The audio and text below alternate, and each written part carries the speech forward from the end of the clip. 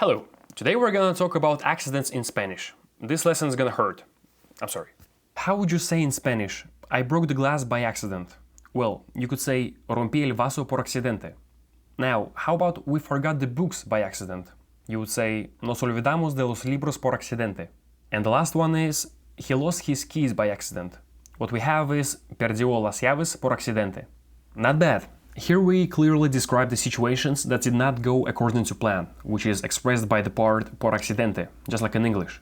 But what if I told you that in Spanish there's another more confusing, complicated and completely messed up way to say the same thing?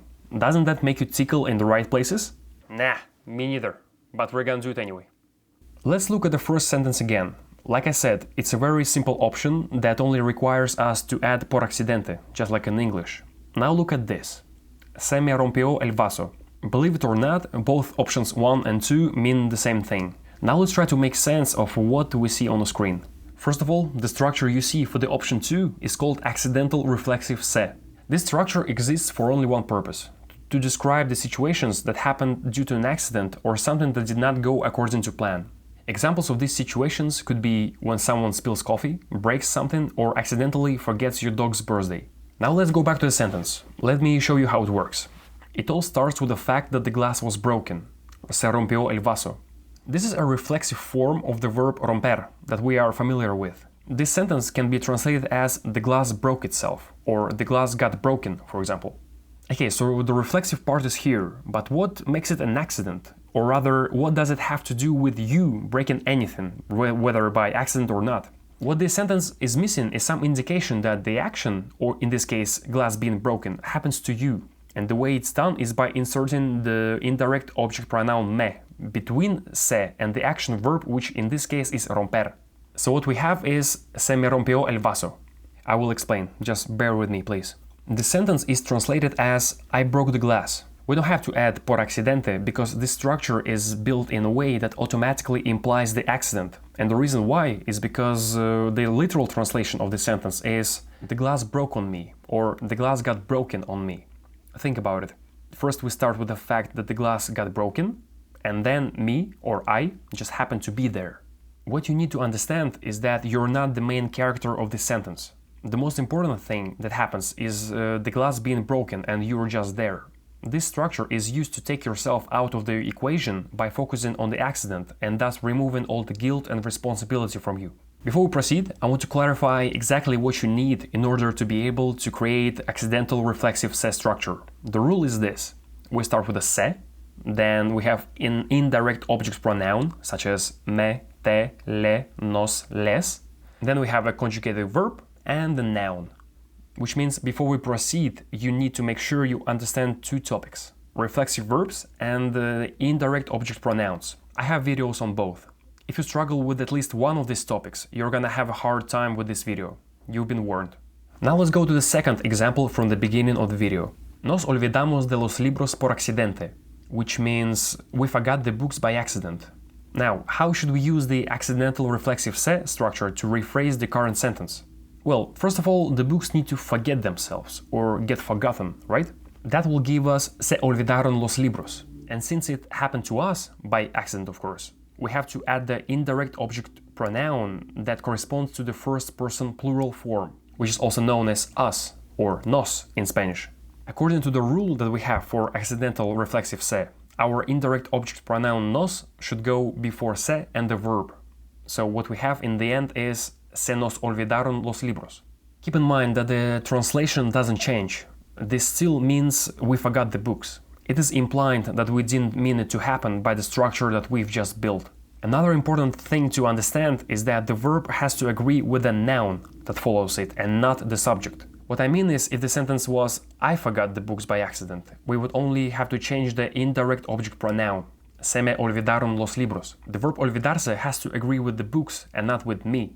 Like I said before, even though it's still translated as I forgot the books, in reality the books forgot themselves and you just happened to be there. From the point of grammar, you're not the main character of this sentence. If it were just one book, this same sentence, we forgot the book, would be se nos olvidó el libro. Hope that's clear. Now let's discuss the last example from the beginning of the video. Perdió las llaves por accidente, which means he lost the keys by accident. You know the drill. Now let's rephrase it. First, the keys need to lose themselves or get lost. That gives us se perdieron las llaves. We know it happens to him, which gives us the indirect object pronoun le. According to the formula, what we have is se le perdieron las llaves. Two things to notice here. First, I hope it's clear why we have to use the indirect object pronouns instead of direct object pronouns for this structure. The reason why is because indirect object pronouns answer the questions to whom or for whom, meaning that the action happens to us. So don't even think about sticking any lo or la in there. We cannot use direct object pronouns here. The second thing to notice here is that the indirect object pronoun le can refer not only to him, but also to her and the formal you, which is usted. In situations like this, in order to avoid confusion, you can add a él, a ella, or a usted to this sentence. For example, the same sentence se le perdieron las llaves technically may have three translations. He forgot the keys, she forgot the keys, and you, formal, forgot the keys. Same happens with the pronoun les, except here we would be talking about more than one person. You are probably thinking right now, why are we being tortured with this bullshit when I can just add por accidente at the end of any sentence to make it look like it was an accident? And yes, you can, but the thing is, this time it's not about what you say, it's about what you read, listen to, and in general what the Spanish-speaking world will throw at you. Listen, as a language learner, you should be able to consume all types of materials, such as books, movies, podcasts, whatever. Obviously, all of this will take time, but in reality, that's your goal, right? You don't always have to speak perfectly, but your job is at least to be able to understand what the world throws at you, so that you would be able to properly respond. Now imagine you are reading a book, and you see a passage like this. En medio de la tormenta se nos apagaron las luces. No habíamos previsto este corte de energía repentino.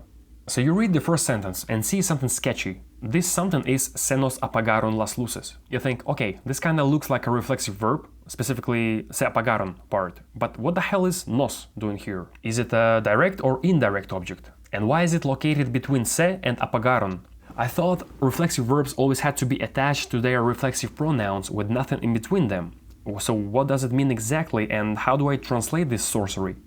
This is one of many real-life examples of accidental reflexive se in Spanish. It is an advanced topic, but it's something that you will have to learn at some point, so let it be today. If it's too hard for now, you can always come back to it at some point in the future. Now let's try to understand what we see on the screen. The first sentence says, in the middle of the storm, our lights went out. In Spanish it says, se nos apagaron las luces.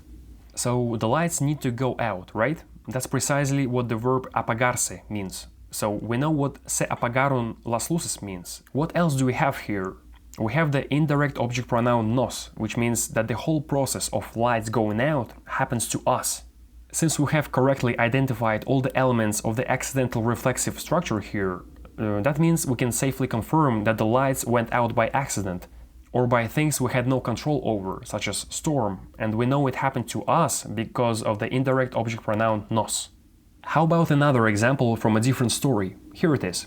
Durante el paseo por el parque, se me escapó el globo que sostenía en la mano. El viento lo llevó rápidamente y antes de que pudiera reaccionar, ya estaba flotando hacia el cielo. During the walk in the park, the balloon I was holding in my hand slipped away. You had no intention of losing your balloon, but it just happened, by accident. What we have here is se me escapó el globo. As always, se escapó el globo means the ball slipped away. And the indirect object pronoun me indicates that it happened to me. I hope that's clear. Again, as you progress in Spanish, you will develop a better understanding of how this works and why this structure is used. But for now, don't worry too much about having to use it in every situation you're in. Like I said, the most important for you is to be able to recognize it whenever you see or hear it. At some point in the future, you will be using it yourself without even realizing it. Now let's take a short break by watching a random video of me at the end of the world.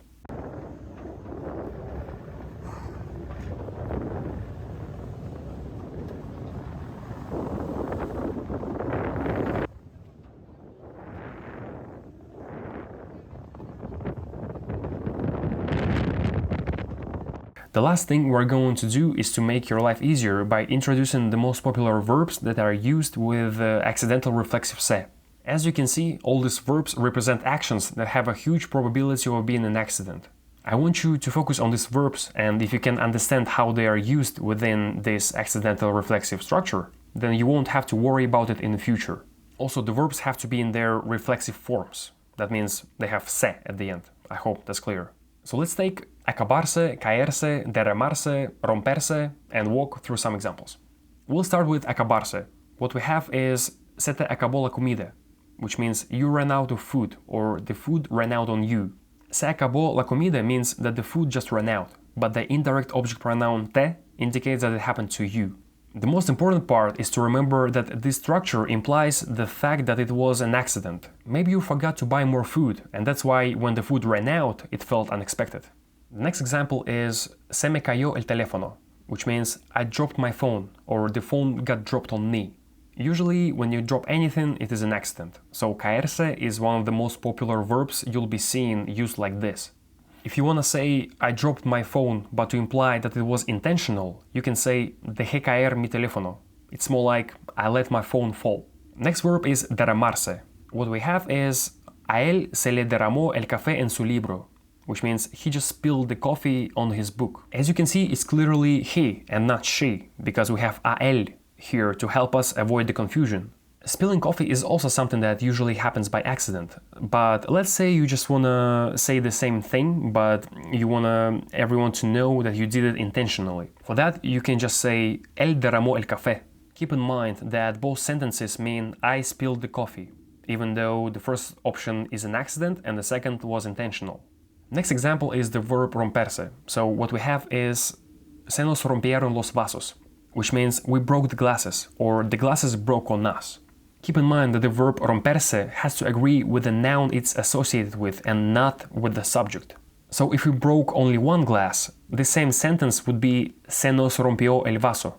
And of course, if you want it to sound intentional, you can just say rompimos el vaso or los vasos. Same translation, different idea. Well, damn, that wasn't easy, was it? Like I said, it's an advanced topic, so even if it was easy for you to understand, it will still take time for you to naturally introduce it into your life. For now, just focus on being able to recognize it whenever you read or listen to anything. This isn't easy to explain, so if there's any native Spanish speakers watching this video, please correct me if I said some dumb shit. This is the last and the hardest type of se to understand in Spanish. In the next video, we're gonna compare all types of se and finally finish this saga of se. All the links are in the description. Thank you for watching.